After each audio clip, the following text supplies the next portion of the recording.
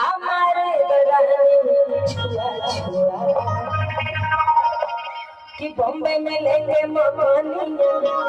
और खले बदलू एने वो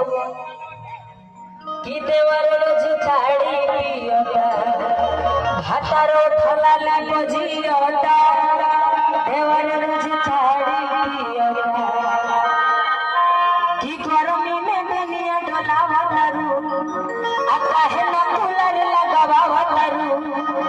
कि कौन दुख में बाड़ू करे जा जियो रही